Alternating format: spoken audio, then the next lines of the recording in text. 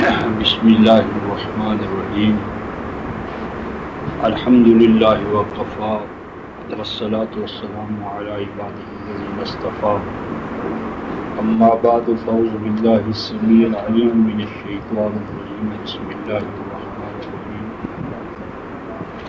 رفقا محترم، آج ہم سورۃ الحج 22ویں سورہ جو ہے اس کو شروع کریں گے۔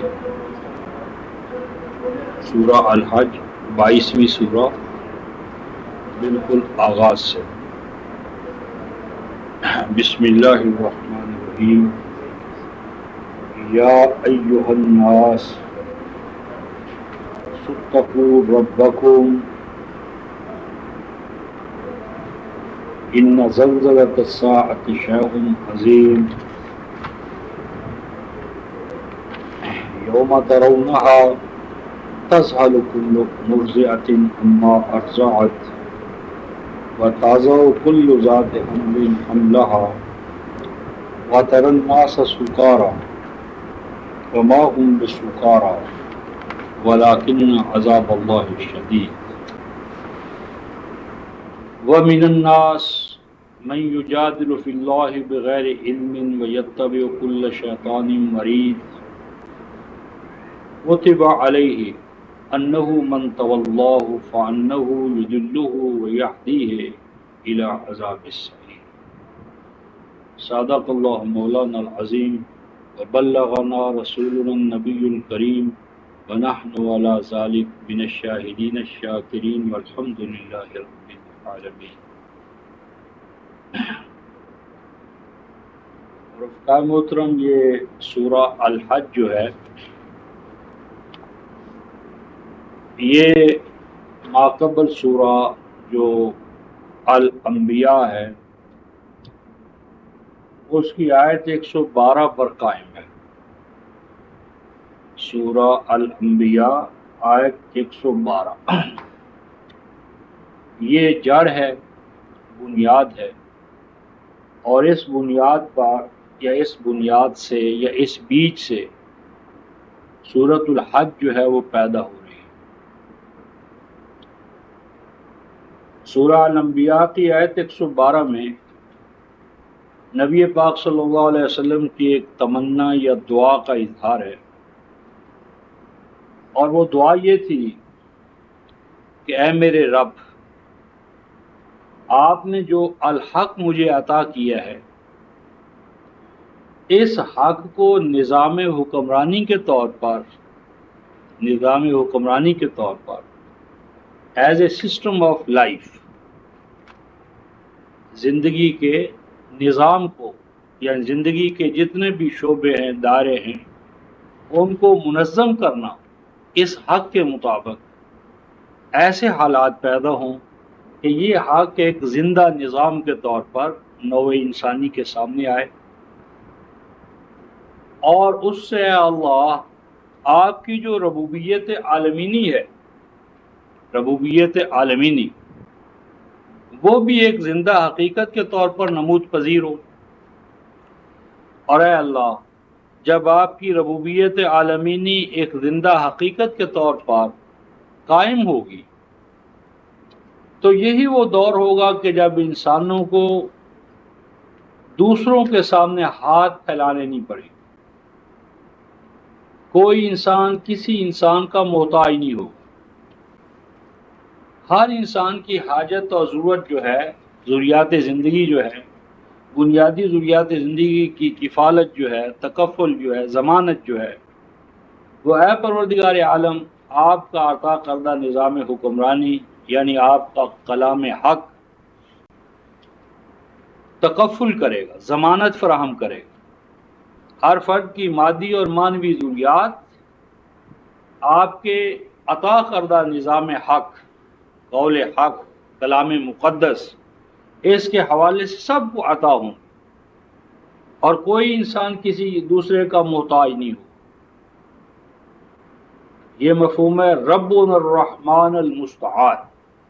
رب سے مراد ہے ربوبیت عالمینی، مومن ہو، کافر ہو، حیوان ہو، انسان ہو، سب کی بنیادی ضروریات زندگی کی جو ضمانت ہے یہ اسلامی مملکت پر، قرآنی مملکت پر فرض ہے۔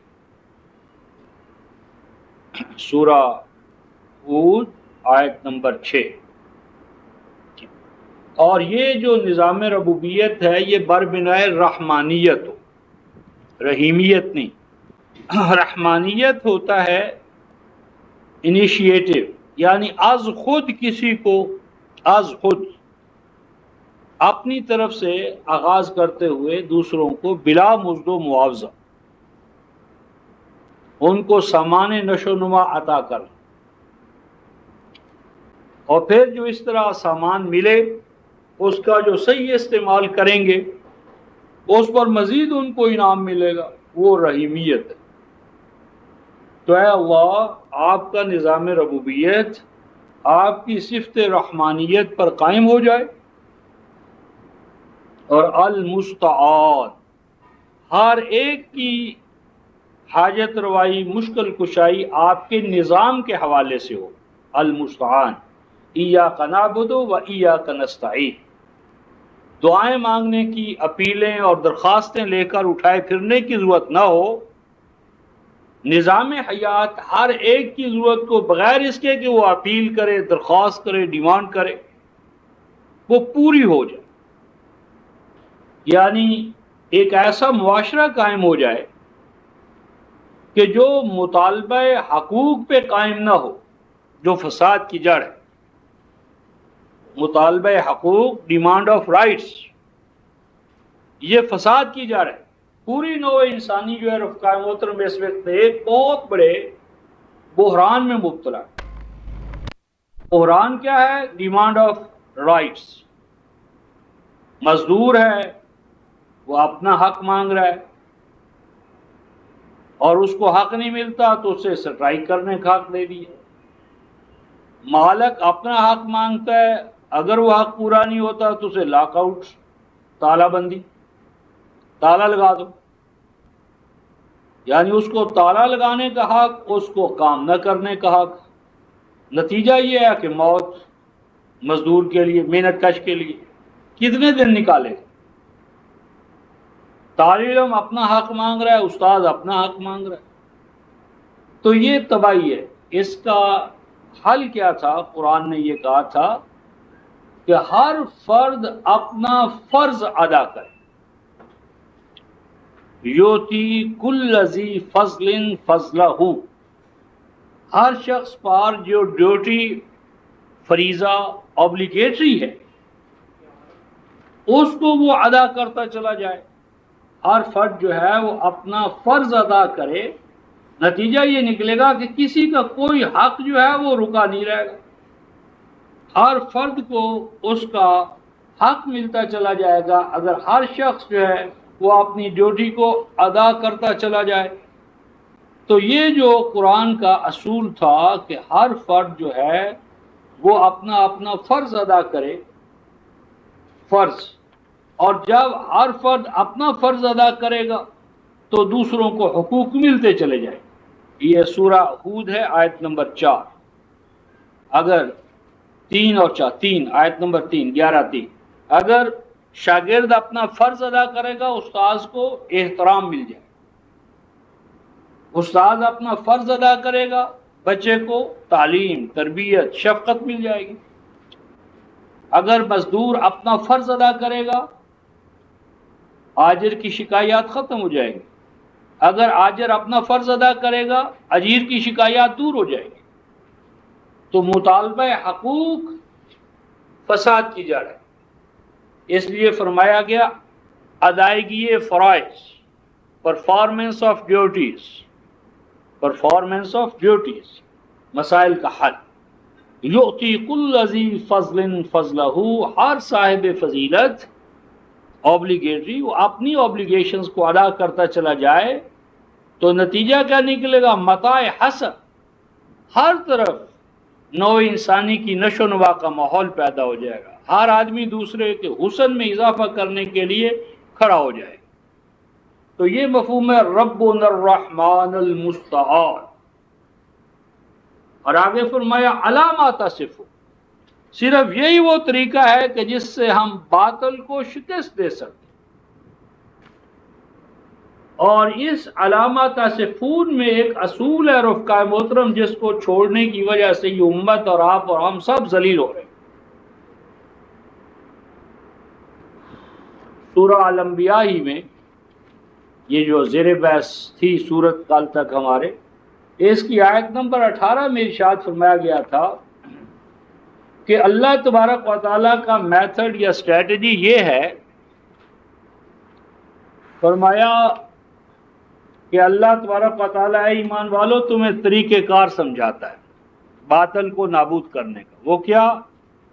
بل نقذف بالحق علی الباطل فیدمغه فاذا هو زاهق ولکم الویل مما تصفون.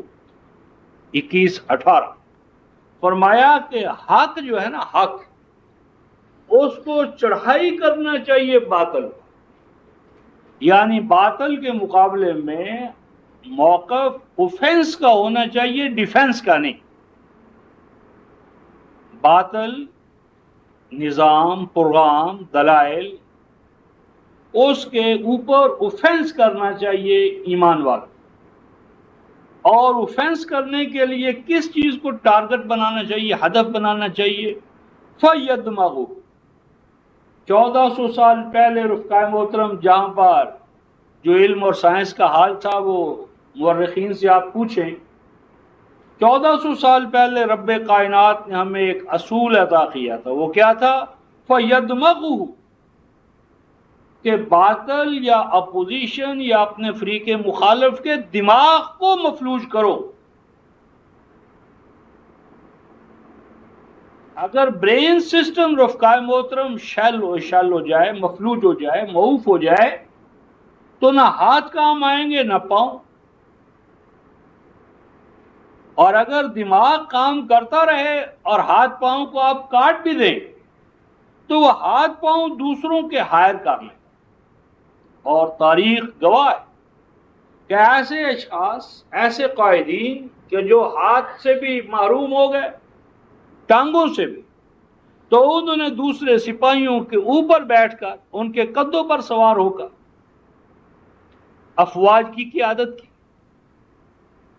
تو لڑائی جو چیز لڑتی ہے رفقائے محترم، اور خاص طور پر آج جس دور سے ہم گزر رہے، یہ تو بیٹل آف دا وٹس. تو یہ تو حرب العقول، حرب العقول. تو قرآن نے کہا تھا فَيَدْمَغُهُ، کہ تم اپنے اس نظام کو جس کو تم ڈیمولش کرنا چاہتے ہو، پہلے یہ تعین کے ساتھ جان لو کہ اس کا برین سسٹم کا ہے. فَيَدْمَغُ، پس آپ اپنے حق کا میزائل جو ہے وہ چلائیں باطل کے دماغ پر. پھر کیا قرآن ہوگا؟ فَإِذَا هُوَ زَاهِقٌ. فرمایا کہ جب تم دماغ کو مفلوج کر دو گے تو اس کے پاؤں، ہاتھ، پیٹ، کسی کو نشانہ بنانے کی ضرورت نہیں ہے. سلامتی اعضاء، سلامتی پاؤں، سلامتی پیٹ، سب کے باوجود وہ لاشا ہوگا. ظاہر زہاقہ کہتے ہیں کسی چیز کے اندر سے قوت و طاقت، سقط، جسے آج ہم مثلا قوت مدافعت کہتے ہیں. جسم کے اندر قوت مدافعت ہے، امیونٹی. تو قوت مدافعت، بقا، قائم رہنے کی طاقت ختم ہو جائے گی. اور آگے فرمایا رفقائے محترم وَلَكُمُ الْوَيْلُ مِمَّا تَصِفُونَ. مقام افسوس ہے کہ تم اس حقیقت کو نہ جاننے کی وجہ سے اس پر ایمان نہ لا کر تباہ و برباد ہو رہے. اس وقت تو رفقائے محترم مشرک اس حقیقت کو نہیں مان رہے تھے، لیکن آج ہم اور آپ کیا کر رہے ہیں؟ مسجد ہو، مدرسہ ہو، خانقاہ ہو، سوائے اندھے جذبات کے اور جذباتی نعروں کے اور خوش نما نعرے اور خوش نما مستقبل، اس کے سہانے خواب، اس کے سوا ہمارے پاس کیا ہے؟ کہاں ہمارے پاس عقل کو اپیل کرنے والے دلائل ہیں؟ عقل یا ذہن ہمارا ہدف یا نشانہ ہی نہیں رہا۔ حالانکہ قرآن حکیم میں رفقائے محترم اللہ نے اپنے بندوں کی پہچان یہ بتائی ہے، عباد الرحمن میرے بندے، سورہ الفرقان آیت نمبر 25-73۔ میرے بندے کون سے ہیں؟ اذا ذکروا بآیات ربہم لم یخروا علیہا صم وعمیا۔ میرے بندے تو وہ ہیں، سورہ الفرقان آیت نمبر 73، کہ جب انہیں میری آیات کے ذریعے حقائق سمجھائے جاتے تو وہ میری آیتوں کو بھی اندھوں اور بہروں کی طرح قبول نہیں کرتے۔ یہ تھا رفقائے محترم مومن کا ذہنی افق۔ ذہنی افق اس کا کیا تھا کہ اللہ کے لاریب قرآن کو بھی اندھوں اور بہروں کی طرح نہ مانا، کیونکہ سورہ یوسف کی آیت 108 میں اندھوں اور بہروں کی طرح کسی حقیقت کو ماننے کو شرک قرار دیا۔ سورہ یوسف آیت 108۔ اور آپ حیران ہوں گے رفقائے محترم کہ سورہ سبا 34ویں سورہ آیت نمبر 46، 34-46، نبی پاک صلی اللہ علیہ وسلم نے جو مطالبہ کیا ہے، بلکہ پہلا مطالبہ کیا ہے، بنیادی مطالبہ کیا ہے، کیا ہے؟ قل انما اعظکم بواحد، 34 سبا آیت نمبر 46۔ اے لوگو انما اعظکم بواحد، اے لوگو میں تم سے ایک ہی مطالبہ کرنا چاہتا ہوں، 2 نہیں، 3 نہیں، میری ایک بات تو مان لو، ایک بات تو سن لو۔ یعنی یوں منظر کشی کی ہے کہ کوئی بھیڑ ہے، مجمع ہے، ازدحام ہے، بھاگ رہا ہے، دائی کی بات نہیں سننا چاہتا۔ تو ایسے میں دائی کہتا ہے رکو، اللہ کے لیے رکو اور میری ایک بات تو سنتے جاؤ۔ اب وہ جو ایک بات ہوگی رفقائے محترم وہ کتنی اہم ہوگی؟ یار ساری باتیں چھوڑو، ایک بات تو میری مان لو۔ اگر آپ کا میرا گھر ڈوب رہا ہے، جل رہا ہے، تباہ ہو رہا ہے، ہم کہتے ہیں یار فلاں میری ایک چیز تو بچا لو، فلاں تو میری چیز لوٹا دو، فلاں چیز تو میری مجھے دے دو، تو لازمی بات ہے وہ تمام چیزوں سے زیادہ اہم ہوگی، بنیادی ہوگی، زیادہ اہمیت کی حامل ہوگی۔ وہ کیا چیز ہے بنیادی بات جس کا نبی پاک صلی اللہ علیہ وسلم مطالبہ کر رہے ہیں؟ سورہ سبا 34ویں سورہ آیت نمبر 46، قل انما اعظکم بواحدہ، فرمایا میں ایک ہی بات، ایک ہی تم سے مطالبہ کرتا ہوں، کیا؟ بھاگنا بند کرو، رکو، ٹھہرو، اور ٹھہر کر کیا کام کرو؟ ذہن میں آتا ہے کہ مجھے رسول مان لو، اللہ کی توحید مان لو، قرآن کو اللہ کا کلام مان لو۔ یہی 3 بنیادی حقیقتیں ذہن میں آتی ہیں، اللہ کی توحید، نبی پاک صلی اللہ علیہ وسلم کی رسالت، یا قرآن حکیم پر ایمان، یا آخرت پر ایمان، یہی فنڈامنٹلز ہے۔ لیکن آپ رفقائے محترم حیران ہوں گے کہ ان میں سے کوئی مطالبہ نہیں۔ مطالبہ کیا ہے؟ ثم تتفکروا، لوگوں میں تم سے ایک ہی بات چاہتا ہوں اور وہ یہ کہ اپنے طور پر سوچا کرو،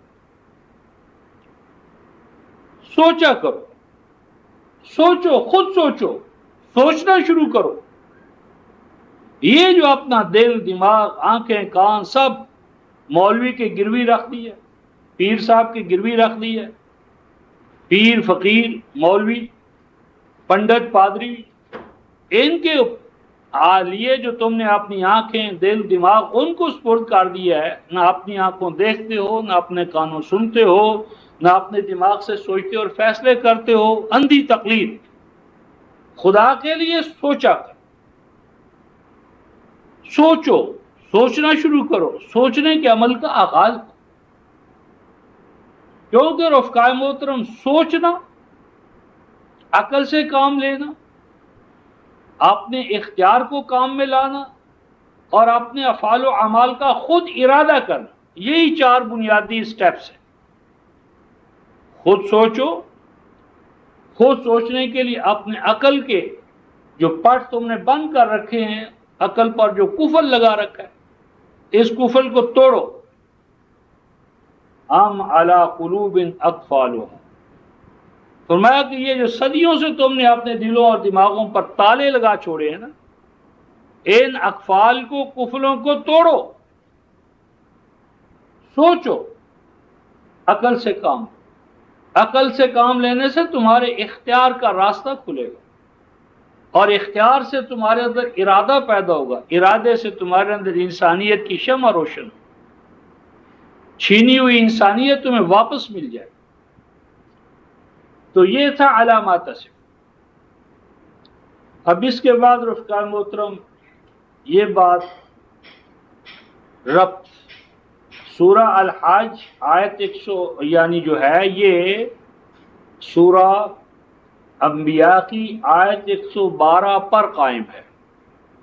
یہ ایک آیت 112 کا جواب ہے کہ وہ جو نبی پاک صلی اللہ علیہ وسلم کی دعا تھی کہ اے اللہ آپ کا نازل کردہ حق یعنی قرآن پاک، سورہ الانعام آیت نمبر 73 قولہ الحق، تو اللہ تبارک و تعالیٰ کا قول حق، کلام مقدس، وہ ایک زندہ نظام حکمرانی یا نظام حکومت کے طور پر اسٹیبلش ہو جائے، جس کا بھی میں نے تذکرہ کی۔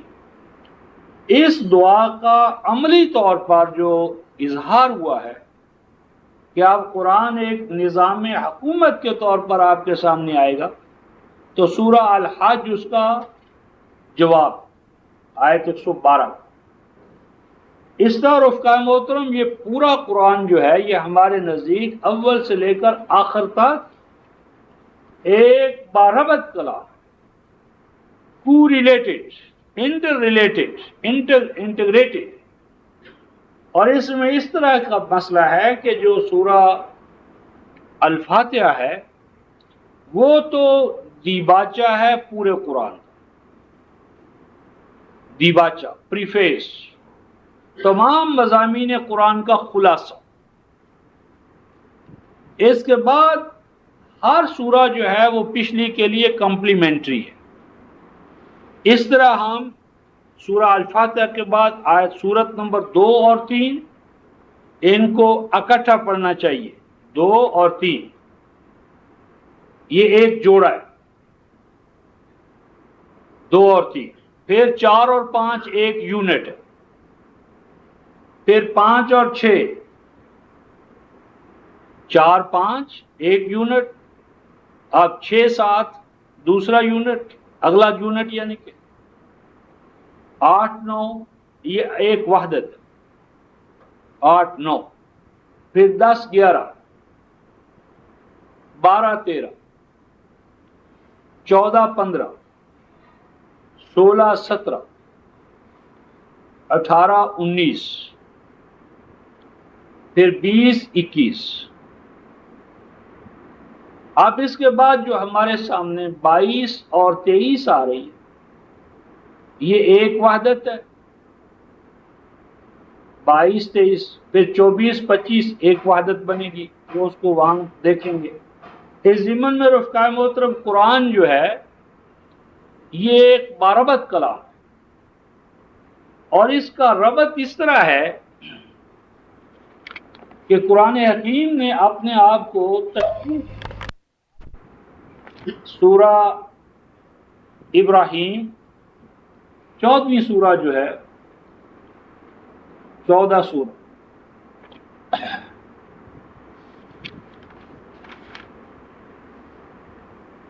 آیت نمبر 24، کہ یہ ایک ہے شجرہ کا شجرۃ طیبہ اصلها ثابت وفرعها فی السماء۔ کلام اللہ جو ہے رفقائے محترم، اس کو اللہ نے، رحمان نے اپنے کلام کو شجرہ سے تشبیہ، شجر درخت. غور کریں درخت کیا ہوتا ہے؟ نیچے اس کی جڑیں، جڑوں کے بعد ایک تنا، تنے کے اوپر ٹان، اور ان کے اوپر پھر شاخیں، اور شاخوں کے اوپر چھوٹے چھوٹے وہ جو پتے ہیں، شاخیں، اور وہ پھل پھول کہاں ہوتا ہے؟ اوپر. اور اوپر وہ جو پتیاں ہوتی ہیں یا چھوٹی چھوٹی شاخیں وہ باریک ہوتی ہیں، لیکن تمام جو درخت کا خلاصہ ہوتا ہے، جوہر ہوتا ہے، ایسنس ہوتا ہے، وہ اوپر ہوتا ہے. یہی بات ہے کہ جب آپ قرآن کے روٹس الفاتحہ، اس کے بعد قرآن کا جو بڑا ٹان ہے، تنا ہے، وہ ہے البقرہ. البقرہ کے بعد پھر 7 اس سے آگے بڑے ٹان، پھر سب میں یہ آگے پھر یہ شاخیں. اور جیسے جیسے آپ 30واں پارہ جس سورۃ عام میں کہتے ہیں آگے بڑھیں گے تو صورتوں کی جو ضخامت ہے، حجم ہے، والیوم ہے، وہ کم ہوتا چلا جائے آگے بڑھتے بڑھتے. جس طرح کے اوپر شاخیں باریک ہوتی چلی جاتی، لیکن ان باریک شاخوں پر پھل ہوتا ہے. وہ باریک شاخیں پھلوں سے لدی پھدی ہوتی. اب یہ جو رفقائے محترم شاخ یعنی جڑیں ہیں، جڑوں کے ساتھ تنے کا، تنوں کے ساتھ ٹہنوں کا، ان کے ساتھ ٹہنیوں کا، شاخوں کا اور پھل کا، یہ اول سے لے کر آخر تک ایک بارابر سلسلہ ہوتا ہے. یعنی جڑوں سے جو پانی جا رہا ہے اوپر تک، یہ سارا ایک کنیکٹڈ عمل ہے، مربوط عمل ہے، بامانہ عمل ہے، کہیں بھی ربطی نہیں ہوتی. بظاہر کوئی شاخ کہیں نظر آ رہی ہے پھیلی ہوئی، کوئی ادھر جا رہی ہے، کوئی ادھر جا رہی ہے، کوئی پتہ اس رنگ، کوئی ادھر نظر، کوئی ادھر. تو یہ بظاہر تو پتے الگ الگ، ٹہنیاں الگ الگ، لیکن جب اس کو آپ آن دا ہول لیں گے ایک شجرہ طیبہ کے طور پر، تو یہ پورے کا پورا عمل آپ ایک وحدت میں نظر آئے. اور ہمارے علماء کرام نے، اللہ انہیں معاف کرے، چھوٹے اور بڑے، دیوبندی اور بریلوی، سب نے ایک غلط فہمی پھیلا دی ہے کہ یہ اللہ کے کلام میں کوئی ربط نہیں ہے. بالخصوص صاحب تفہیم القرآن مودودی صاحب، انہوں نے مقدمے میں یہ کہہ دیا کہ قرآن میں ربط کی تلاش ایک بے سود کوشش ہے. اور جب ان سے پوچھا گیا کہ استاذ آپ کی شاہکار کتاب کون سی ہے، انہوں نے کہا کہ مثلا جہاد. تو پوچھا گیا جی اس جہاد کتاب میں ربط ہے؟ تو کہنے لگے کہ میں کوئی پاگل ہوں کہ میری کلام میں ربط نہ ہو، کتاب میں ربط نہ ہو. تو گویا کہ اگر کلام میں ربط نہ ہو تو ایسا متکلم پاگل، تصنیف میں ربط نہ ہو تو مصنف پاگل. لیکن مقام افسوس ہے کہ اللہ کے کلام کے بارے میں تصور کیا ہے؟ بے ربطی ہے. اللہ کے کلام میں ربط نہیں، ظلم. اللہ کا کلام بے ربط ہو اور میرے اور آپ کے کلام اور تصنیفات میں ربط پایا جائے، یہی وہ ظلم ہے کہ جس کے اندر یہ امت گرفتار ہے. تو جب تک اس کا اللہ تبارک و تعالیٰ کا تصور اور اس کے کلام کے بارے میں جو تصور ہے وہ صحیح نہیں ہوگا، سارا آپ اوپر کر دیں، ٹانگیں نیچے کر دیں، تو کیسے ہم قائم رہیں؟ یہی حال اللہ کے کلام کے ساتھ ظلم کرنے کی وجہ سے ہمارا ہو رہا ہے.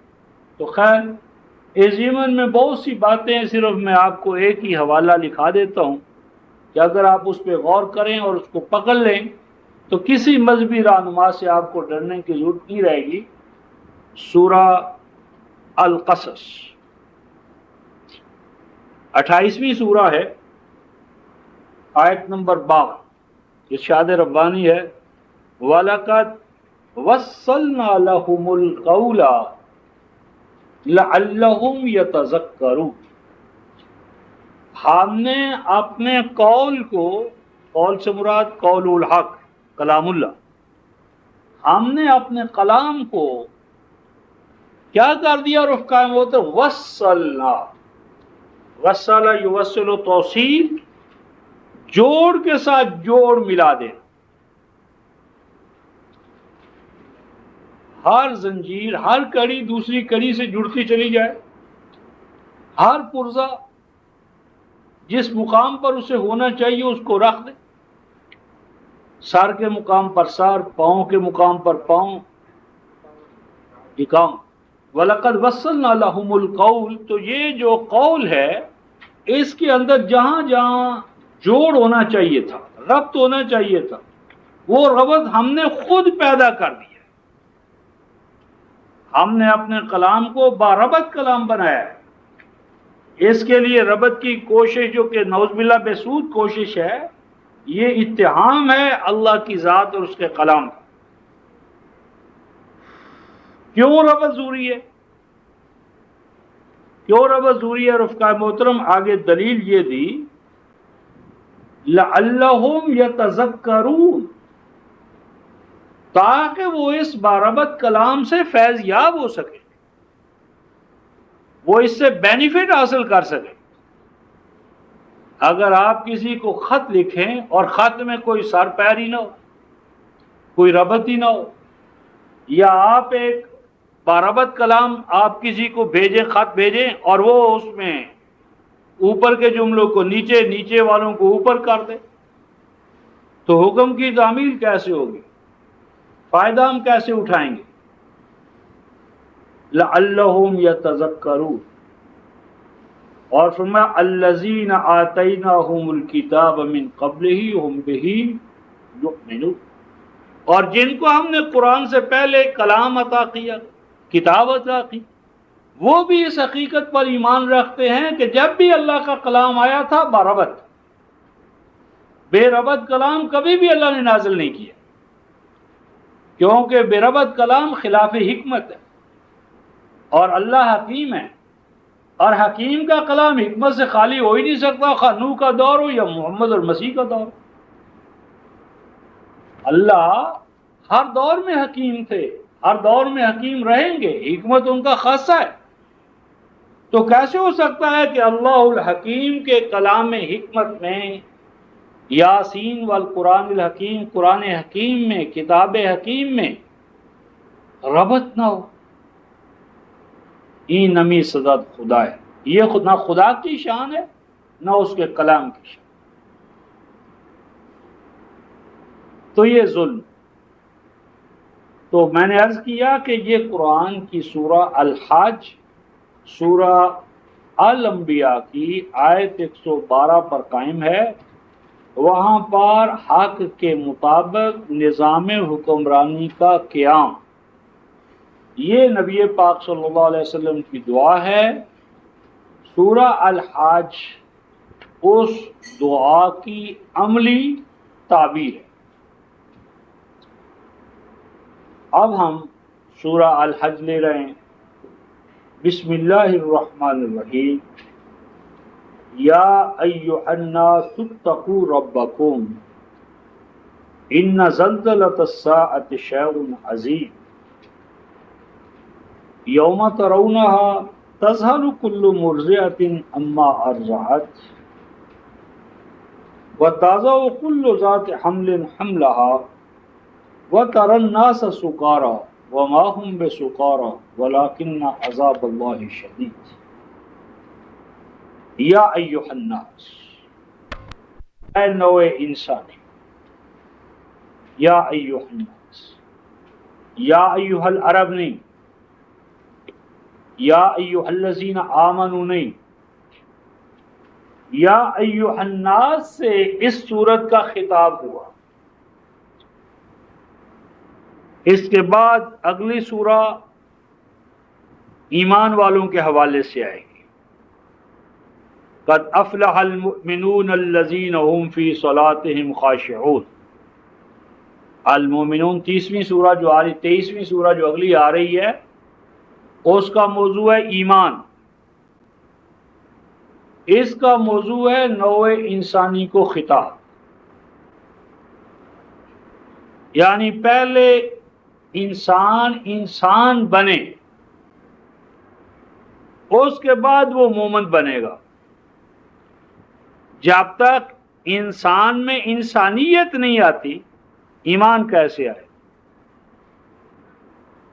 پہلی سٹیج انسانیت ہے، ہیومینٹی، ہیومن بینگ۔ پہلے تو انسان بنے، کیونکہ انسان اس وقت انسان نہیں ہے، حیوان ہے۔ پہلے اس انسان کو جو حیوان محض بنا دیا گیا ہے، اس سے حیوانیت سے نکال کر انسانیت کے دائرے میں داخل کر۔ اس کا مطلب یہ ہے کہ پہلے اس سے وہ جو ذات چھین لی گئی ہے، ریسٹوریشن آف ہز پرسنالٹی، پہلا کام ہے کہ انسان کو اس کی انسانیت جو اسے سلب کر لی گئی ہے وہ دے دی جائے، واپس دلائی جائے۔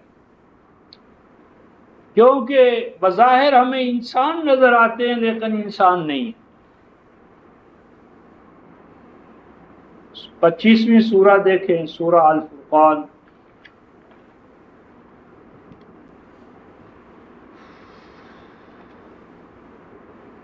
آیت 44۔ ام تحسب، اسلوب استدلال دیکھیں رحمان کا۔ ام تحسب، کیا تو گمان کرتا ہے، کیا تو خیال کرتا ہے؟ یہ تیرا خیال باطل ہے۔ ام تحسب، کیا تو خیال کرتا ہے، گمان کرتا ہے؟ کیا خیال اور گمان کرتا ہے؟ ان اکثرہم، کہ یہ جو تمہارے ہاں دائیں بائیں جو میجورٹی ہے، اکثریت ہے، بھیڑ، ازدحام، گروہ، اکثریت جو تمہیں چاروں طرف پھیلی ہوئی نظر آتی ہے، یسمعون او یعقلون، کیا ان کے اندر انسانوں والی سمع پائی جاتی ہے؟ او یعقلون، کیا انسانی عقل ان کے پاس ہے؟ کیا خیال ہے، یہ انسانیت والی سماعت اور انسانیت والی عقل وہ ان میں موجود ہے؟ نہیں۔ انہم الا کالانعام، کیا مطلب؟ فرمایا کہ ان کو یہ نہیں ہے مگر حیوان۔ They are but cattle. They are but animals. How you consider that? کیسے تمہارا گمان ہو گیا کہ یہ انسان ہے؟ انہم الا کالانعام، یہ چاروں طرف جو تمہیں نظر آ رہی ہے انسان نہیں ہے، یہ حیوان ہے۔ حیوانوں میں کوئی شیر ہے، مار دھاڑ اس کا کام ہے، کوئی گدھا ہے، دوسرے کے لیے لدو جانور ہے، کوئی بلی ہے، کوئی لومڑی ہے۔ تو جس طرح الانعام کی بہت سی کیا ہیں، کائنڈز ہے، سپیسیز ہے، تو اسی طرح جب انسان حیوان بنتا ہے تو پھر حیوانی جبلتیں ان میں کام کرتی۔ کوئی بندر ہے کہ جس کے ہاتھ میں اس کی نکیل ہے، وہ اس کا نقال ہے۔ کوئی ریچھ ہے کہ دوسروں کی ڈگری پر ناچ رہا ہے۔ انہم الا کالانعام، نہیں ہے یہ مگر حیوانوں کی طرح۔ اور آگے رخ محترم قرآن اس سے آگے بڑھتا ہے، بل ہم اضل سبیلا، نہیں، حیوان بھی ایسا نہیں ہے۔ جب انسان حیوان بنتا ہے تو انسان بھی، تو ایسے انسانوں سے حیوان بھی پناہ مانگتے۔ کوئی گدھا نہ گدھے کے سامنے جھکتا ہے، نہ کوئی گدھا کسی دوسرے گدھے کو اپنے سامنے جھکاتا ہے۔ کوئی اسپیسی جو ہے رفقائے محترم اپنے افراد کو تباہ کرنے پر نہیں تلی ہوئی. اور تو اور رفقا کبوں کو دیکھ لیں، کتوں کو دیکھ لیں، لیکن جب انسان رفقائے محترم حیوان بنتا ہے تو حیوانوں سے گر جاتا ہے، کیونکہ حیوانوں کو تو رفقائے محترم ان کی جو انسٹنکٹس ہوتی ہیں، جبلتیں، وہ ان کو کنٹرول کرتی ہیں. They are guided by their instincts. اور انسٹنکٹس یا جبلتیں جو ہیں وہ سیزنل ہے، وہ جہاں تک ان کا فطرت نے مقصد ٹھہرا دیا ہے بس اس کو پورا کرتے ہیں اور ختم. دیکھ لیں بھیڑ اور اس کا جو دوسرا ہے بھینس اور سانڈ، بیل اور گائے، گھوڑا اور گھوڑی، گدھا اور گدھی، دن رات صبح شام ساتھ ساتھ رہتے، لیکن ان کے اندر جو سیکس آرگن ہے یا ارج ہے وہ سیزنل ہے، اس کے اوپر چیکس اینڈ باؤنس کا فطری نظام ہے. نتیجتاً ان میں وہ فساد نہیں. بھوک پر بھی کہ شیر جو ہے وہ بھوک سے مر تو سکتا ہے لیکن گوشت کو چھوڑ کر وہ گھاس، حلوہ، پلاؤ نہیں کھا سکتا. اور جب آج کی بھوک مٹا لیتا ہے تو کل کے لیے ذخیرہ نہیں کرتا. حیوان میں فیوچر سائٹڈنس نہیں ہے، ان کے اندر مستقبل کے حوالے سے کوئی خوف نہیں ہے، نتیجتاً ان میں ہولڈنگ نہیں ہے، ذخیرہ اندوزی نہیں ہے، مستقبل کے حوالے سے وسائل کو اپنے قبضے میں رکھنے کا جذبہ نہیں ہے.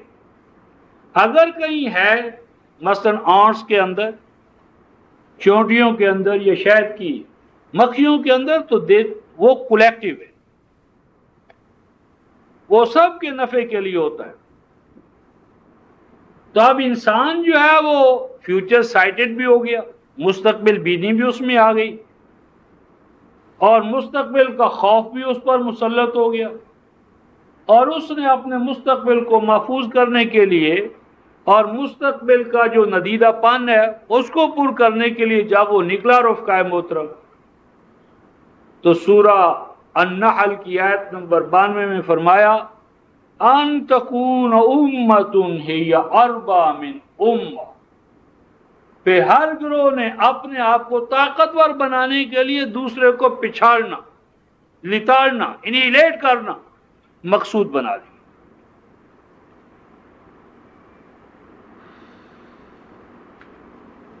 یا ایھا الناس، تو یہ خطاب جو یا ایھا الناس کا ہے اس پر اس جمعے بھی گفتگو ہوئی تھی.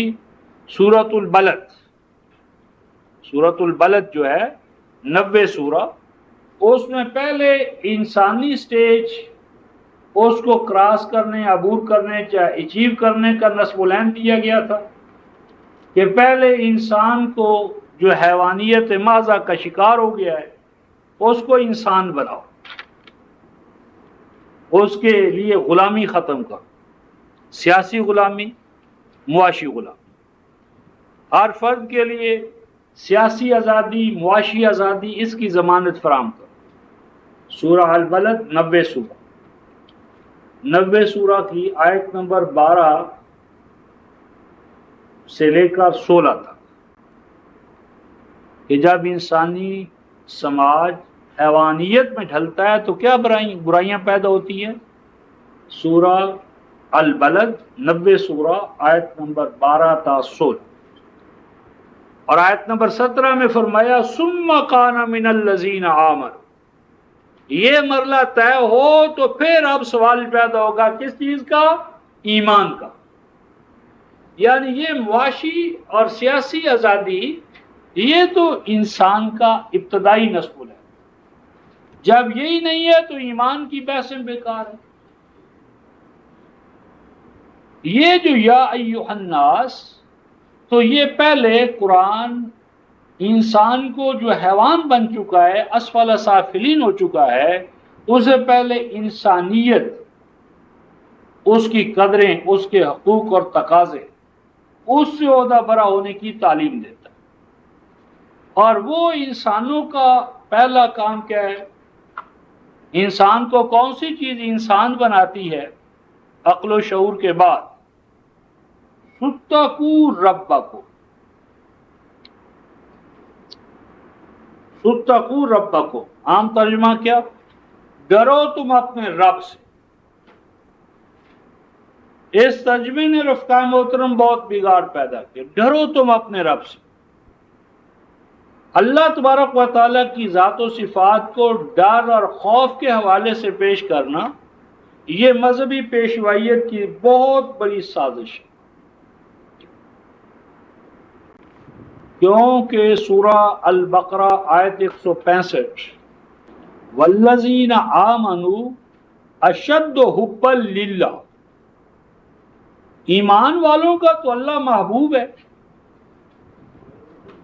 سورہ البقرہ آیت 165 والذین آمنوا اشد حبا للہ، ایمان والوں کا سب سے بڑا محبوب صرف اور صرف اللہ ہوتا ہے، بشرطے کہ وہ مومن ہو، موروثی ایمان نہ ہو۔ حقیقی قرآنی ایمان ہو تو اللہ محبوب، اللہ کی ذات، اس کی صفات، اس کا نظام، اس کا کلام۔ اور سورہ المائدہ آیت نمبر 54 یحبہم ویحبونہ، اور یہ محبت اتنی زیادہ کہ اس محبت میں نہ ماں کی محبت کھڑی رہتی ہے، نہ باپ کی، نہ بھائی کی، نہ بہن کی، نہ بیوی کی، نہ بیٹے کی۔ ان تمام محبتوں سے بڑھ کر ایمان والوں کو اللہ تبارک و تعالیٰ کی ذات و صفات سے محبت ہوتی ہے۔ یہ ایمان رفقائے محترم قرآن نے پیدا کیا تھا، جس کے نتیجے میں آپ دیکھتے ہیں کہ معرکہ بدر میں ایک طرف بیٹا ہے، دوسری طرف باپ ہے، ٹکرا گئے کہ باپ کے سامنے بیٹے کی محبت نہیں تھی، اللہ کی محبت تھی۔ اللہ اور خالق المالک وہ محبوب تھا، اور اس محبوب کے راستے میں اگر ماں کھڑی ہے تو، باپ کھڑا ہے تو، جو بھی آئے اس سے بیزاری۔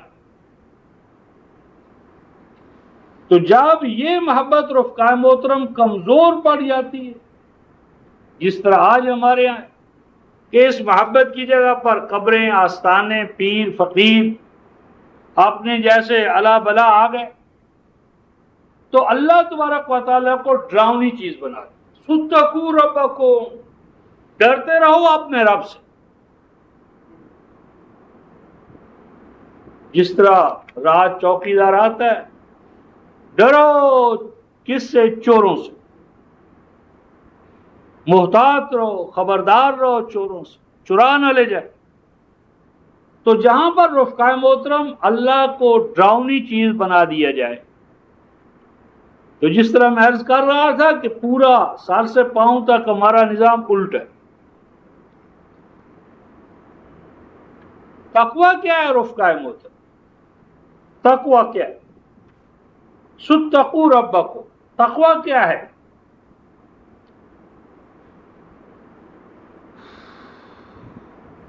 سورۃ المائدہ 5ویں سورہ رفقائے محترم، 5ویں سورہ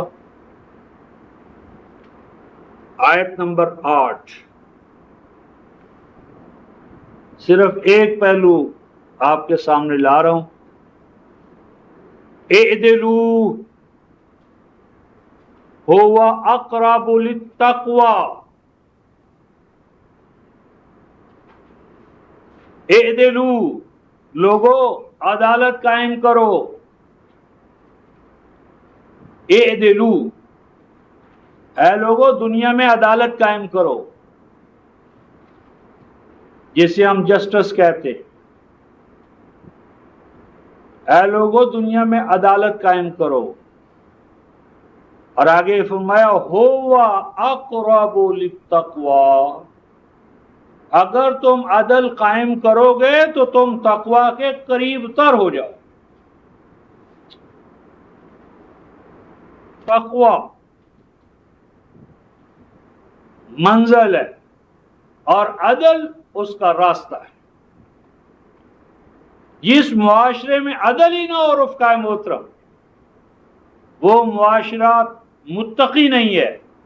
جب وہ متقی نہیں ہے تو ہدی للمتقین سے اس کا کیا کام؟ تو جس معاشرے میں رفقائے محترم عدل کے حصول کے لیے بھی آپ کو فیس دینی پڑے، کورٹ فیس، اور کورٹ فیس نہیں تو چھٹی کرو. اور عدل کا حصول کس طرح ہو رہا ہے کہ باپ دادا درخواست دیتے عدل کے حصول کے لیے، اور پوتے اور پڑ پوتے تک کہیں جا کر اس کی سنوائی ہوتی ہے. اتنے میں وہ چیز جس کا حصول مقصود ہوتا ہے وہی فنا ہو چکی ہوتی ہے. تو عدل میں، حصول عدل میں تاخیری حربے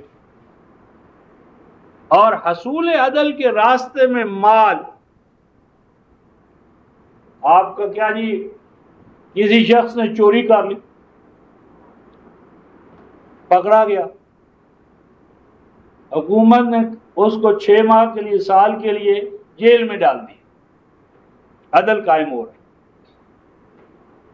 6 ماہ سال کے لیے عدل کیا کیا؟ جیل میں ڈال دیا. اور ایک تو بھائی اس کو کیا ملا؟ جس کی چوری ہوئی اس کو کیا ملا بھائی؟ 2 لاکھ 3 لاکھ 50,000 5,000 اس کا چوری ہو گیا. آپ نے بڑا عدل قائم کیا. کیا کیا کہ چور کو جیل میں ڈال دیا.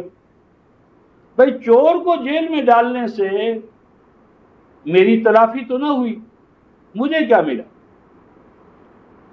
اور چور کے اوپر جو ڈیپینڈ کرتے تھے، بچے، بیوی، بہن، بھائی، جس نے اسے چور بننے پر مجبور کیا، وہ کیا ہے؟ در کی بھیک مانگے. یہ عدل قائم ہو رہا. یہ 20ویں صدی ہے. 20ویں صدی میں ریشنلسٹ موومنٹ، ہم عقل انسانی، عقل کل، یورپ. تو یہ رفقائے محترم کیا ہوگا؟ عدل قائم نہیں ہو سکتا رفقائے محترم عقل انسانی سے. عقل انسانی اور عقل انسانی کے بنائے ہوئے قوانین اور نظام نوع انسانی میں عدل قائم کر ہی نہیں سکتے، کیونکہ عدل قائم کرنے کے لیے عادل کا امپارشل ہونا ضروری ہے. اور انسان امپارشل ہوتا نہیں. جذبات کی لاگت جو ہے اس کے ساتھ ساتھ چلتی ہے. اور تو اور رفقائے محترم، مثلاً امریکہ والے قانون بنائیں گے عدل کے قیام کے لیے تو غیر امریکی کا ستیہ ناش. یورپ والے عدل کر دیں گے تو غیر یورپ کا ستیہ ناش. سرمایہ دار قانون بنائیں گے عدل کے لیے تو مزدور کا ستیہ ناش، اور مزدور قانون بنائیں گے تو کیپٹلسٹ کا ستیہ ناش. گورے بنائیں گے تو کالوں کا ستیہ ناش، کالے بنائیں گے تو گوروں کا ستیہ ناش. قرآن نے کہا قانون بنانا، نظام عطا کرنا اس رب کا مان لو جو رب الناس،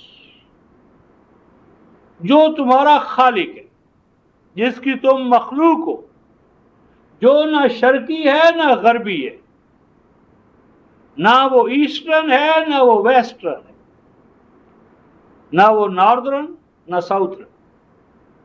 تو جو نہ شرقی ہو نہ غربی ہو، نہ گورے اس کے نہ کالے اس کے، وہ سب کا اور سب اس کے ہو. اسی لیے رفقائے محترم سورہ الاعراف آیت 158 اور سورہ الاعراف آیت 181 تو قرآن نے معیار عدل کلام کو قرار دیا. وَمِن قَوْمِ مُوسَىٰ أُمَّةٌ يَهْدُونَ بِالْحَقِّ وَبِهِ يَعْدِلُونَ. سورہ الاعراف 158. وَمِمَّنْ خَلَقْنَا أُمَّةٌ يَهْدُونَ بِالْحَقِّ وَبِهِ يَعْدِلُونَ. عدل جب بھی قائم ہوگا رفقائے محترم نوع انسانی میں صرف اور صرف اللہ کے کلام سے ہو. جب تک کلام الہی کو میزان عدل قرار نہیں دیا جائے گا، عدالتیں نہیں ہیں، وہ عدل کے نام پر قصاب خانے، سلاٹرنگ ہاؤس، بوچری ہاؤس. عدل قائم ہی نہیں ہو سکتا. عدل قائم ہوگا رب العالمین کے ذکر سے. انہ لتنزیل رب العالمین. رب العالمین کا کلام جب عدالت کی کرسی پر ہم اسے رکھیں گے، وہاں سے عدل کی شمع روشن ہوگی اور کرنیں پھوٹے گی. یا ایھا الناس اتقوا ربکم. اے نوع انسانی تم اپنے اندر برابری پیدا کرو. عدل کا معنی ایکویلٹی. عدل کیا ہوتا ہے؟ ترازو کے دونوں پلڑے. ترازو کے دونوں پلڑے. تو عدل کا پہلا تقاضا ہے رفقائے محترم مساوات، ایکویلٹی. چھوٹے اور بڑے کا امتیاز ختم، غنی اور فقیر کا امتیاز ختم. اور یہ امتیاز تب ختم ہوگا جب وسائل پیداوار پر قبضہ وڈیروں کا ختم ہوگا، جاگیرداری نظام ختم ہوگا، لینڈ لارڈشپ ختم ہوگی. غربت و عمارت کی جو بنیادیں ہیں وہ کیا ہے کہ وسائل پیداوار جو اللہ نے سب کے لیے پیدا کی ہیں اس پر زور آور. طبقات زن زر زمین، ان کے مالک طبقات نے قبضہ کر لیا. اللہ تعالیٰ نے زمین کو سب کے لیے پیدا کیا تھا اور زمین پہ قبضہ ہو گیا وڈیروں کا. اور زمین جو تھی وہ بیع و شراء، خرید و فروخت کی چیز بن گئی. زمین کا رفقائے محترم خریدنا اور بیچنا، اس پہ کسی ایک فرد یا طبقے کا قبضہ، یہ روئے زمین پر فساد کی جڑ ہے. اسلام میں زمین نہ خریدی جاتی ہے نہ آپ کو بیچنے کا حق ہے.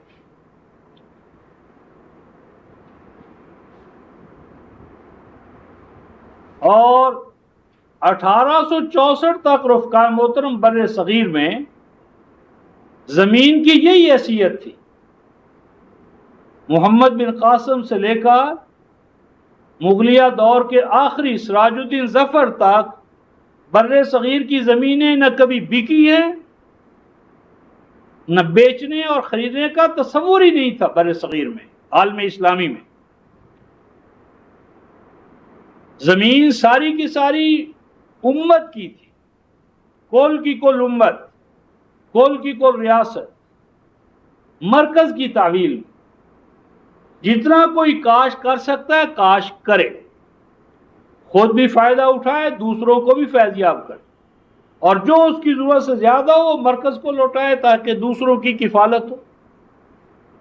اور باقی رہا مسئلہ زمین گھر بنانے کے لیے، تو گھر کی فراہمی ریاست کی ذمہ داری ہے. بنا بنایا گھر مہیا کرنا یا گھر کے لیے بلڈنگ مٹیریل مہیا کرنا، یہ ریاست کی ذمہ داری ہے. لہذا جس دن رفقائے محترم انسان نے یہ سمجھ لیا کہ یہ جو زمین پر انفرادی قبضہ ہے، خرید و فروخت ہے، یہ فساد کی جا رہی، تو وہ نوع انسانی کے لیے ربوبیت کی دہلیز پر قدم رکھنے کے مترادف ہوگا. یا ایھا الناس اتقوا ربکم. اے نوع انسانی سب سے پہلے اپنے مابین عدالت قائم، برابری قائم کرو. برابری ہوگی تو اخوت آئے گی، عدالت سے مساوات پیدا ہوگی، مساوات سے اخوت پیدا ہوگی اور اخوت سے ابوت پیدا ہوگی. تم سب کے سب ایک باپ کی اولاد. اور وہ باپ کون ہے؟ ما کان محمد ابا احد من رجالکم ولکن رسول اللہ وخاتم النبیین. ہماری پیدائش قرآن سے ہوئی ہے، ہم خلق جدید ہیں. یہ جو ہماری جسم کی پیدائش ہے ماں کے حوالے سے، باپ کے حوالے سے، یہ تو دھرتی کا مال ہے، دھرتی پر رہ جائے گا. ہم نیولی بورن، آج سر نو ہماری پیدائش. وہ جو خلق جدید ہے رفقائے محترم، اس میں اللہ کا کلام ہمارا باپ ہے، اللہ کا کلام ہماری ماں ہے. ہم اللہ کے کلام سے پیدا ہوئے ہیں. تو وہ جو خلق جدید ہے وہ آج ہم سے چھین لی گئی ہے. تو اے انسانوں، اپنے اندر برابری پیدا کرو، عدالت عدل کا معنی نہیں برابری ہے، ایکویلٹی. یہ جو امتیاز ہے میری اور تیری کا، چھوٹے اور بڑے کا، آقا اور غلام کا، تباہ کرو، اس کو ختم کرو انسانی دنیا سے. اور اس کا طریقہ کار کیا ہے؟ رب. آپ نے رب کی ربوبیت، تمہارے رب نے تمہارے لیے نرشمنٹ کا جو سسٹم تمہیں عطا کیا ہے اس کو اسٹیبلش کرو. آگے فرمایا ان زلزلۃ الساعۃ شیء عظیم. فرمایا کہ اگر تم نے رب کی ربوبیت کو قائم نہ کیا تو اس سے پھر ایک بہت بڑا بھوچال آئے انکار کرنے سے. زلزلۃ الساعۃ، یہاں دو لفظ بڑے مارکے کے، الساعہ اور زلزلہ. عام مترجمین نے زلزلۃ الساعہ کا معنی کر دیا قیامت کا زلزلہ آئے گا. جہاں بھی قرآن حکیم میں الساعہ آئے گا رفقائے محترم، تو الساعہ سے مراد ساعۃ الکلام و ساعۃ النبی. ساعہ سے مراد وہ انقلاب ہوتا ہے جو نبی کی حیات طیبہ میں قائم ہوتا ہے. الساعہ سے مراد نبوی انقلاب. ہر نبوی انقلاب اس کا ایک پہلا دور ہوتا ہے جب وہ انقلاب نہیں آیا ہوتا، جو انقلاب کی ناگزیریت پیدا کرتا ہے، اور وہ ہوتا ہے ظلم، استحصال، سلب و نہب، مار دھاڑ، عداوت و رقابت کا ماحول، دشمنی اور اناد، بعضکم لبعض عدو، ہر طرف عداوت، اناد، دکھ، درد، بیگانگی، بے حسی، بے دردی. یہ انقلاب سے پہلے کا ماحول ہوتا ہے. قرآن نے اس کو یوں کہا صحابہ کرام کو مخاطب کرتے ہوئے، اے جماعت مومنین، تم اس نزول قرآن سے قبل کہاں تھے؟ سورہ آل عمران آیت 103. فرمایا کہ وَكُنْتُمْ عَلَى شَفَا حُفْرَةٍ مِّنَ النَّارِ فَأَنْقَذَكُم مِّنْهَا كَذَلِكَ يُبَيِّنُ اللَّهُ لَكُمْ آيَاتِهِ لَعَلَّكُمْ تَهْتَدُونَ. اے ایمان والو، تم نزول قرآن سے پہلے آگ کے دہانے پر کھڑے تھے. آگ کا علاؤ تھا، آگ کے اندر تم گر چکے تھے. بس اللہ نے تمہیں اس آگ میں کہ جس میں تم گر چکے تھے، اس سے اللہ نے تمہیں نکال لیا. یہ جو آگ تھی رفقائے محترم، اس سے مراد وہ فزیکل جو آگ ہے نا، وہ نہیں ہے. اس سے مراد ہے عداوت، اناد. یہ جو میری اور تیری کا امتیاز ہے، چھوٹے اور بڑے کا امتیاز ہے، آقا اور غلام کا امتیاز ہے، یہ سب سے بڑی آگ ہے. چولہے کی آگ تو رفقائے محترم کسی ٹائم بجھ جاتی ہے، لیکن یہ جو باہمی عداوت ہے یہ تو سوتے وقت بھی نہیں بجھتی، یعنی اس تبھی آگ کو پانی ٹھنڈا کر دیتا ہے، لیکن یہ جو دلوں کی نفرتیں ہوتی ہیں، عداوتیں ہوتی ہیں، دشمنیاں ہوتی ہیں، میری اور تیری کا امتیاز ہوتا ہے، یہ تو اس کو تو کوئی پانی ٹھنڈا نہیں کرتا، یہ ٹھنڈی ہوتی ہے رفقائے محترم نظام کی تبدیلی سے۔ جب تک اس عداوت و اناد کے نظام کو جڑ بنیاد سے اکھاڑ نہ پھینکا جائے تو کنتم علی شفا حفرۃ من النار فانقذکم منها کذالک، یہ حقیقت ہے، تم اسی طرح تھے، اللہ تمہیں اپنی آیات کو کھول کھول کر بیان کر رہا ہے تاکہ تم قرآن کی ہدایت سے فیضیاب ہوتے ہو، اور اس عداوت اور دشمنی سے نکال کر کیا کیا؟ کنتم اعداء، تم ایک دوسرے کے دشمن تھے، دشمنی کی آگ، یہ جو ہے دشمنی تھی، قرآن دشمنی کو آگ کہہ رہا ہے، کنتم اعداء، تم کیا تھے؟ ایک جگہ فرمایا، آگے فرمایا تم آگ کے دہانے پر تھے، اور فرمایا تم دشمن تھے، تو گویا کہ دشمنی کی آگ اصل آگ ہے، اس دشمنی کی آگ سے تمہیں نجات دے کر تمہیں اس نے اپنی رحمت نعمت قرآن، تو اس نے تمہیں بھائی بھائی بنا دیا، فَأَصْبَحْتُمْ بِنِعْمَتِهِ إِخْوَانًا، بھائی بھائی بن جانا منعم علیہ، اهدنا الصراط المستقیم صراط الذین انعمت علیہم، انعمت علیہم کون سی جماعت ہے؟ جو بھائی بھائی بن جائے، جس میں عداوت نہ ہو، اور جہاں پر آقا اور غلام ہو، محمود اور ایاز ہو، اجیر اور آجر ہو، ظالم اور مظلوم، قاتل اور مقتول، وہ قوم کیسے منعم علیہ ہو جائے؟ ناممکن ہے۔ تو یہ ساج زلزلۃ الساعہ، یہ ہے انبیاء علیہ السلام اور بالخصوص نبی پاک صلی اللہ علیہ وسلم کے انقلاب سے پہلے، انقلاب کی شروعات یا انقلاب قرآن کی ضرورت، فرمایا زلزلہ، زلزلہ کا معنی ہوتا ہے کسی چیز کی جڑ بنیاد کو ہلا دینا، کھوکھلا کر دینا، کسی چیز کو جڑ بنیاد سے اکھاڑ پھینکنا۔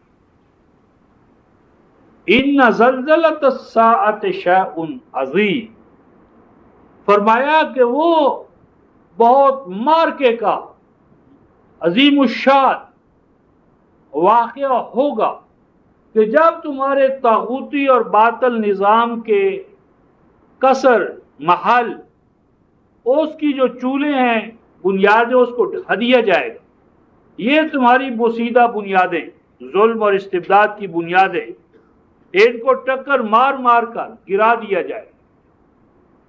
ان زلزلۃ الساعۃ شیء عظیم، وہ گھڑی جب انقلاب آئے گا، اور وہ انقلابی طاقت جب تمہارے اس استبدادی نظام کو ٹھوکروں پر ٹھوکریں مارے گی، تو یہ ٹھوکریں مارنا، اس گویا استبدادی نظام کو ہلا دینا، تباہ و برباد کرنا، شیء عظیم، اس میں نوع انسانی کی نجات کا راستہ، راز پوشیدہ ہے۔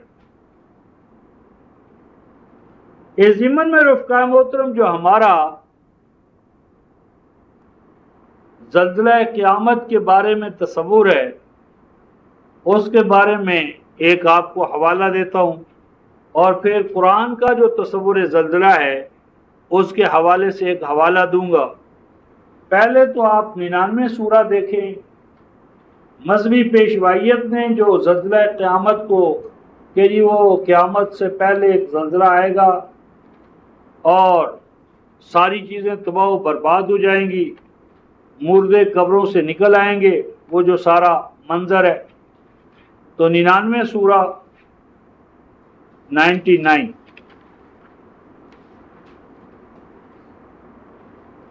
پہلی آیت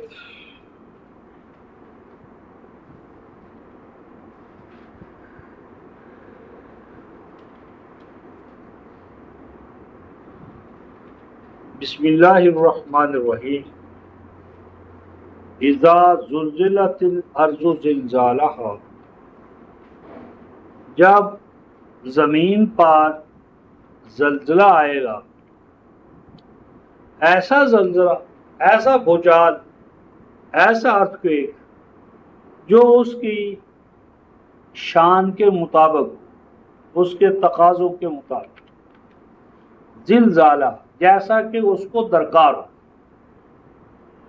اور میں ایسا زلزلہ آئے گا جو زلزلہ زمین کی شان کے مطابق ہو، عین تقاضوں کے مطابق۔ پھر کیا ہوگا؟ وَأَخْرَجَتِ الْأَرْضُ أَثْقَالَهَا، اس زلزلے کے نتیجے میں جو زمین ہوگی، الارض زمین، ابھی ہم زمین کو زمین ہی رکھتے ہیں، قرآن کی طرف نہیں جاتے، بات لمبی ہو جائے گی، کہ وہ جو الارض ہے زمین عرف عام میں، وہ اپنے اثقال، بوجھ، جو چیزیں زمین کے اندر بوجھ کے طور پر ہیں، یعنی معادن، سکر، معادن، پٹرول، گیسز، واٹر ورکس کے ذخائر، جو کچھ زمین کے اندر اللہ تبارک و تعالیٰ نے خزانوں کی شکل میں اس کے اندر رکھا ہے، وہ سارے کا سارا باہر آ جائے۔ ہمارے ہاں عام ترجمہ ہے کہ زمین اپنے مردوں کو باہر لے آئے گی، تو زمین کے اندر مردے رفقائے محترم پڑے ہوئے ہیں۔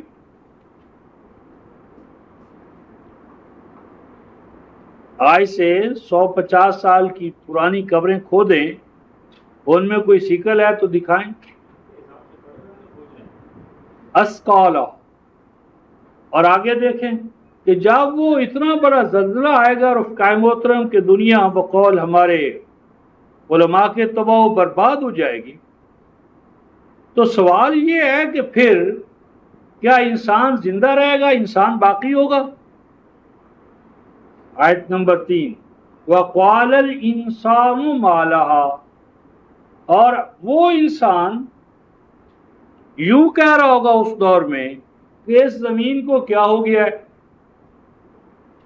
بھائی جب قیامت آیا کہ ہر چیز تو ہو بالا ہو گئی، مردے بھی زمین سے باہر نکل آئے، تو انسان کہاں زندہ رہے گا؟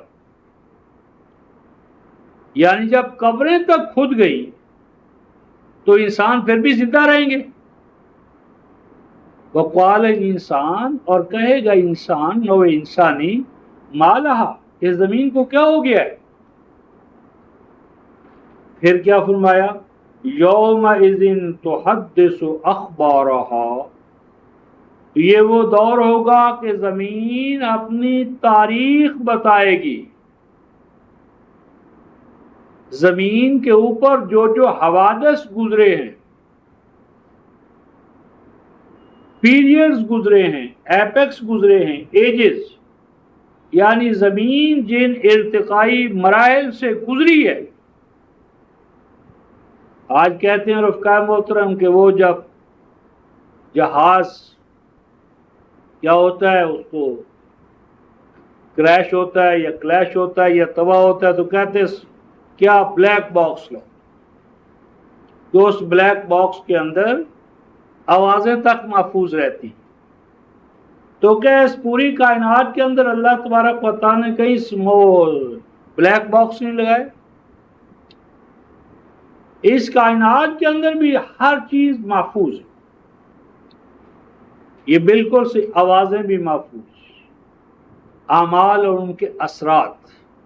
بہرحال زمین اپنی خبریں انسان کو سنانا شروع کر دے۔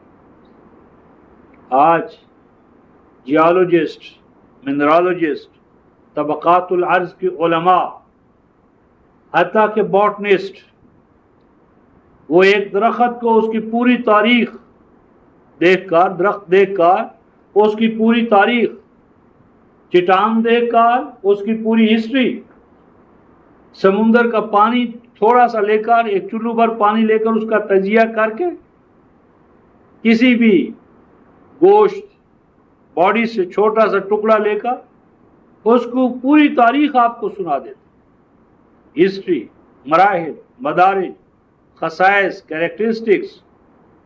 فرمایا یومئذ تحدث اخبارہا، وہ زمین اپنی تمام پاسٹ ہسٹری، کارنامے، سرگزشت، جو کچھ اس کے اوپر گزرا ہے وہ سب کا سب کیا کرے گی؟ بیان کرنا شروع کر۔ ایسا کیوں ہوگا؟ بِأَنَّ رَبَّكَ أَوْحَىٰ لَهَا، اس لیے ہوگا کہ اس دور میں تیرا رب جو ہے، تیرا رب اس کے اوپر اپنی وحی کے نظام کو چلا دے گا۔ اوحا لہا، اللہ تبارک و تعالیٰ کا جو ریویل نالج ہے وہی ہے، وہ وہی کا نظام ایک زندہ حقیقت کے طور پر زمین کے اوپر پھیل جائے۔ اور اس دور میں کیا ہوگا؟ یومئذ یصدر الناس اشتاتا، اس دور میں الناس اپنے اپنی جو ان کی اسپیشلائزیشن ہوگی، وہ اپنی اسپیشلائزیشن کے تحت اپنی اپنی جمعیتیں بنائیں گے، جماعتیں بنائیں گے، گلز بنیں گی، سوسائٹیاں بنیں گی، ایسوسیشنز۔ یہ وکلاء کی ہے، یہ معلمین کی ہے، یہ متعلمین کی ہے، یہ مزدوروں کی ہے، یہ کسانوں کی ہے۔ ہر اسپیشلسٹ اپنی اپنی اسپیشلائزیشن کے تحت اپنے آپ کو کیا کریں گے؟ صدر کریں گے، یعنی احکام صادر کریں گے۔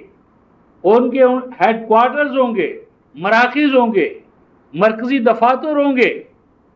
ہر نوع کا جو پیشہ ہوگا اپنے اپنے پیشوں کے حوالے سے صدر مقام سے ان کو احکام جاری ہوں گے، اور اس طرح جمعیتیں، ایسوسیشن، سوسائٹیز، وہ گویا کہ جوق در جوق، جماعت در جماعت یہ عمل عام ہوتا چلا جائے گا۔ اور ایسا کیوں ہوگا؟ لِيُرَوْا أَعْمَالَهُ، ہر گروہ یہ چاہے گا کہ اس کے اعمال کی اپریسیشن ہو،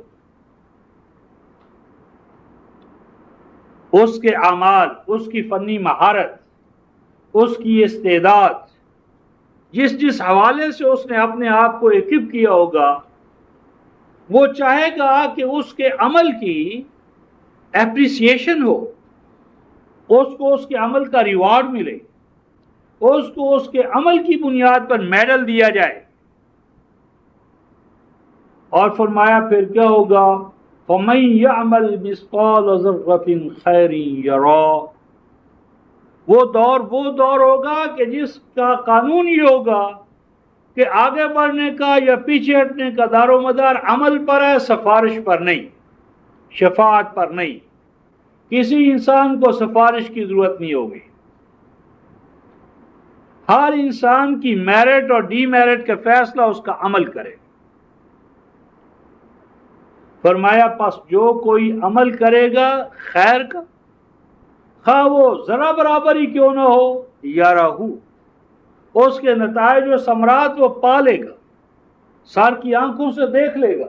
یعنی کسی کے عمل میں ذرا برابر جو ہے وہ کمی نہیں کی جائے گی، ہر ایک اپنے اپنے عمل کے نتائج و ثمرات سے جھولیاں بھرے گا۔ اگر خیر کا عمل ہوگا تو اس کی جزا پائے۔ وَمَن يَعْمَلْ مِثْقَالَ ذَرَّةٍ شَرًّا يَرَهُ، اور جو برا عمل کرے گا تو ایسا نہیں ہوگا کہ یہ جی وزیر کا بیٹا ہے، فلاں سیٹھ کا بیٹا ہے، لہٰذا اس کو اس کی سزا نہیں ملنا چاہیے۔ فرمایا کہ وہ شر چھوٹا کرے گا یا بڑا، وہاں سفارش نہیں چلے گی، شفاعت نہیں چلے گی، سانجھے داری نہیں چلے گی، وہ ہر ایک اپنے اپنے عمل کا بھگتان بھگتے گا، وہ عمل خیر کا ہو یا شر کا۔ یہ جو میں نے زلزلۃ الساعہ میں رفقاء محترم بتایا ہے کہ یہ دور اس انداز میں آئے گا، آپ کو اور مجھے اس سے قبل از وقت آگاہ کیا گیا تھا، لیکن ہم نے اسے قیامت پر چسپاں کر دیا، اور اس طرح ہم ایک دوسری دنیا میں پہنچا دیے گئے۔ اس ضمن میں آپ کے سامنے ایک حوالہ رکھتا ہوں، سورہ البقرہ آیت 254۔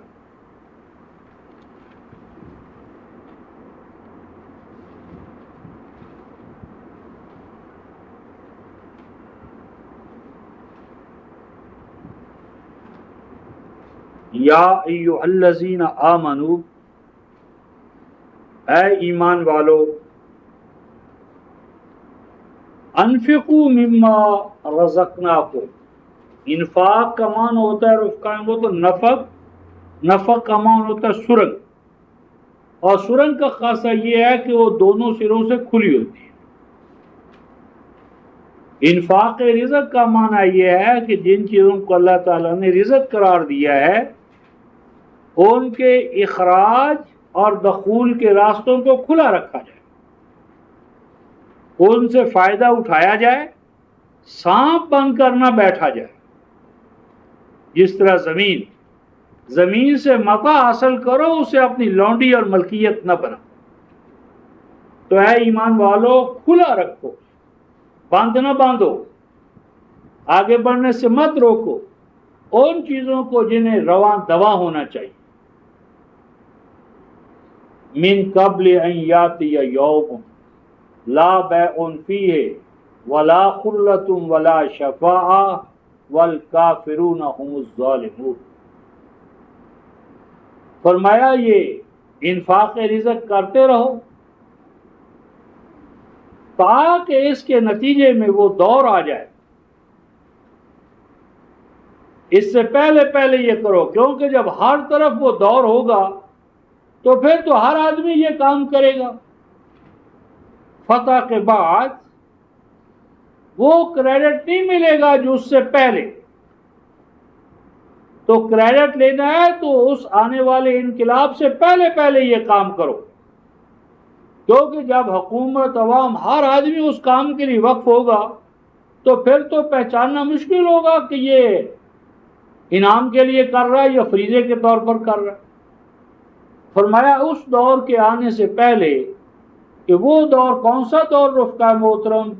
لا بیع فیہ، کہ اس دور میں خرید و فروخت نہیں ہوگی۔ اس دور میں جو چیزیں پیدا ہوں گی رفقاء محترم، وہ منڈی کے لیے نہیں پیدا ہوں گی۔ سرمایہ دارانہ نظام کا سارا فساد یہ ہے کہ اس کی تمام پیداوار، پروڈکشن کیا ہوتی ہے؟ Market oriented. اس میں صرف منڈی کا رجحان ہوتا ہے۔ منڈی، ہر چیز منڈی میں لاؤ، بیچو، پروفٹ حاصل کرو۔ حتیٰ کہ رفقاء محترم جس کو آپ اور ہم تعلیم کہہ رہے ہیں، یہ تعلیم کیا ہے؟ کسی بھی شعبے کی تعلیم لے لیں، سائنس، آرٹس، الٹیمیٹ ہدف کیا ہے؟ ایم ایس کر کے، ڈاکٹریٹ کر کے جو لے کر آخر کار ہم کیا ہوتا ہے؟ یہ سب کچھ منڈی میں جھونک دیا جاتا ہے، سیٹھوں کے سامنے پیش کیا جاتا ہے۔ آؤ سیٹھوں خریدو، ہم خریدنی اور فروختنی چیز ہے، خریدو ہم کو، قیمت لگاؤ ہماری، چکاؤ ہمارا مول، کیا دیتے ہو ہمیں؟ یعنی تعلیم بھی منڈی کے لیے، یونیورسٹی بھی منڈی کے لیے، پارلیمنٹ بھی منڈی کے لیے، ہر چیز منڈی کے لیے۔ تو قرآن نے کہا رفقاء لا بیع، دور وہ لاؤ کہ جس دور میں خرید و فروخت کی نفسیات نہ ہو، یعنی خرید و فروخت کی بجائے ہر پیداوار خدمت کے لیے، عبودیت کے لیے۔ ہر فرد کی پیداوار کا مقصد آپ نے بھائی کی حاجت کو دور کرنا ہو. اب تو یہ ہوتا ہے رفقائے محترم کہ چونکہ جو کچھ پیدا کرتے ہیں منڈی کے لیے، تو اگر زیادہ پیداوار ہو جائے تو اسے ہم جلا دیتے، کیونکہ اگر تمام منڈی میں چلی گئی تو قیمتیں گر جائیں گی، ہمیں کیا ملے گا؟ پرافٹ کا ریشو کم ہو جائے گا.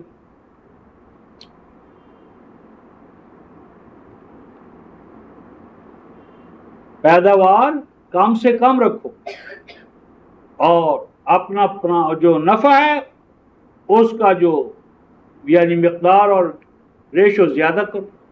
اور پھر اگر ایسا نہیں تو پیدا زیادہ ہو جائے تو سٹوریج میں رکھ لو، تھوڑا تھوڑا کر کے لاؤ. ڈیمانڈ اینڈ سپلائی شارٹیج پیدا کیے رکھو. آج وہی آلو جو 4-5 روپے تھا 20 روپے بک رہے، آلو وہی ہے، ہماری حاجت تو ضرورت وہی ہے. وہی آلو 4 روپے، وہی آلو 20 روپے، کل کو 30 بھی ہو سکتا. تو شے کی قیمت نہیں ہے، شے کی جعلی ضرورت پیدا کر کے استحصالی قیمتیں وصول کرنا. تو قرآن کہتا ہے لا بیع فی، خرید و فروخت کی مینٹیلٹی تباہ کر دی جائے. سروس، خدمت، عبودیت، ربوبیت، ہر فرد دوسرے کی ربوبیت کے لیے وقف ہوگا. زیادہ سے زیادہ وہ پیدا کرے گا تاکہ زیادہ سے زیادہ ربوبیت عالمینی کا وصف اس میں پیدا ہو اور وہ اپنے رب کے قریب ہو. اپنے رب کا قرب اسے کیسے ملے گا؟ رب والی صفات اللہ حد بشریت اپنے اندر پیدا کرو. رب کل جہانوں کی ربوبیت کر رہا ہے، تم بھی بڑھو زیادہ سے زیادہ ربوبیت کرنے میں. تم آلو کی ضرورت 1 ضلع کی پیدا کرتے ہیں، اب اگلا ٹارگٹ ہوگا 2 ضلع، 3 ضلع، 4 ضلع. زیادہ سے زیادہ ہم اپنے بھائی بندوں کو ان کی بنیادی ضروریات زندگی کی فراہمی میں، ربوبیت میں ان کے ممید و معاون بن جائے تو نقشہ ہی تبدیل ہو جائے گا رفقائے محترم اس نظام کا. فرمایا بے نہیں ولا خلا، اور اس دور میں بھائی جو ہے یاریاں نہیں چلے گی، کسی کو یاریاں گاٹھنے کی ضرورت نہیں پڑے گی. آج تو ہمارا انتظامیہ کے اندر، عدلیہ کے اندر، ہر جگہ پر ہم یار اور سفارشی، یار کو یاری بناؤ، دوستی گانٹھو، جھوٹی سچی، کوئی گرہ لگاؤ، پیچ لگاؤ، جوڑ لگاؤ، ورنہ اپنا حق بھی تمہیں نہیں ملے گا. لا خلا، آنے والے دور نظام ربوبیت، اس میں یاریاں گانٹھنے کی ضرورت نہیں ہوگی. ہر انسان کو اس کا عمل کے لیے مواقع فراہم ہوں گے، عمل کے لیے تعلیم اور تربیت ہوگی، تعلیم و تربیت مفت ہوگی، روزگار کے مواقع فراہم کرنا ریاست کی ذمہ داری ہوگی. ہر فرد دوسرے کی ربوبیت کے لیے کھڑا ہو جائے. یوم یقوم الناس لرب العالمین. فرمایا یاریوں کی ضرورت نہیں پڑے گی، ولا شفاعہ، اور کسی کو سفارشوں کی بھی ضرورت نہیں پڑے گی. سفارش تلاش کرو یار، سفارش کے بغیر کیسے بیڑا پار ہوگا. ولا شفاعہ، یہ جو حیات دنیا میں یہ نظام آنا تھا، اس کو رفقائے محترم قیامت کے لیے وقف کر دیا. بس قیامت ہوگی تو اس وقت ایسا نہیں ہوگا بس. لیکن ہم نے تو قیامت سے پہلے بھی ایصال ثواب کر دیا. اعمال کے نتائج و ثمرات کی خرید و فروخت ہو رہی ہے، بیچا جا رہا ہے، پارسل کیا جا رہا ہے، بھیجا جا رہا ہے. یہ اتنے قرآن پڑھے، ان کا ثواب میرے فلاں کو پہنچا دو، مول صاحب کو کہا بلٹی کرو، بھیجو بھائی. اور اگر وہ چپکے سے اپنے ماں باپ کی طرف بھیج دے تو کیا کرو گے؟ ساری محنت کہاں چلی گئی؟ پتہ تو مولوی صاحب نے لکھنا ہے نا، تو اگر وہ اپنے باپ کا پتہ لکھ دے گا تو کیا کریں گے؟ اور رفقائے محترم عجیب یہ قوم ہے، نہیں سوچتی کہ کبھی ایسا ہوا ہے کہ رفقائے محترم روٹی آپ کھائیں اور پیٹ میرا بھر جائے، پانی آپ پئیں پیاس میری دور ہو جائے، طاقت کا انجیکشن آپ لگائیں اور کمزوری میری دور ہو جائے۔ جب مادی دنیا میں رفقائے محترم یہ بات نہیں ہو رہی تو پھر مانوی دنیا میں کیسے ہو سکتا؟ رفقائے محترم ماں کا اور بیٹے کا رشتہ کتنا محبت پہ مبنی ہوتا ہے۔ بیٹے کو دانت درد ہے، دانت درد، سر درد، وہ دانت درد سے چیخ رہا ہے، کوئی ہے ماں جو بیٹے کے اس درد کو جو دانت میں ہو رہا ہے اپنی طرف منتقل کر لے، ایصال کر لے؟ تمام تر مامتا کے باوجود کوئی ماں بیٹے کے درد کو اپنی طرف منتقل نہیں کر سکتی تو اس کے شر کو، شرک کو، شرارت کو، فساد کو کیسے منتقل کرے؟ باپ بیٹے سے بھاگ رہا ہوگا، ماں بیٹے سے بھاگ رہی، خامد بیوی سے، لِكُلٍّ يَوْمَئِذٍ شَأْنٌ يُغْنِي، ضرورت ہی نہیں ہوگی، ہر اپنے اعمال میں مصروف۔ خیر، تو میری مراد یہ تھی، رفقاء قرآن نے کہا وَالْكَافِرُونَ هُمُ الظَّالِمُونَ، جو اس حقیقت کو تسلیم نہیں کریں گے ہمیشہ ظالم رہے گے، ظلم ان کے اوپر مسلط رہے گا۔ یہ ہمارا حال ہے، ہم نے ان حقائق کو تسلیم نہیں کیا، سر سے پاؤں تک ہم ظلم میں ڈوبے ہوئے ہیں، حاکم ہمارے ظالم، محکوم ہمارے مظلوم۔ تو اس طرح رفقاء محترم ہم سورہ الحج کی جو پہلی آیت